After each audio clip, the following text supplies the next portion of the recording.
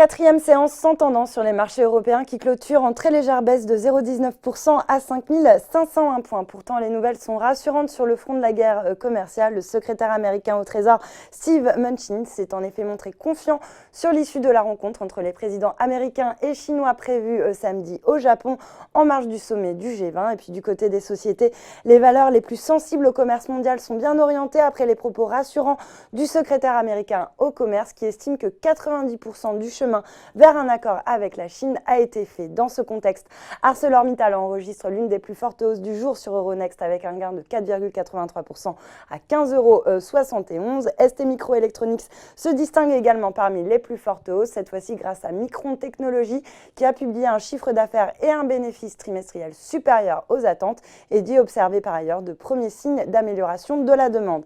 Et puis après avoir bondi de 8% la veille, Capgemini subit des prises de bénéfices après avoir annoncé une OPA amicale sur Altran afin de créer un géant informatique de 17 milliards d'euros de chiffre d'affaires annuel.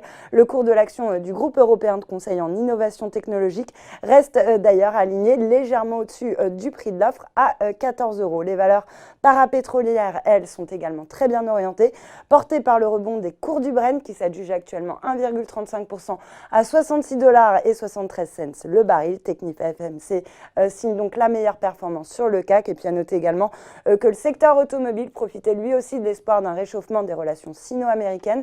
Plastic Omnium gagne 4,35% à 22,80 €, tandis que sur le SBF 120, Valeo signe la meilleure performance. Et puis pour finir, Aéroport de Paris ne profite pas en revanche d'un début de suivi de son titre par Berenberg avec la recommandation à conserver.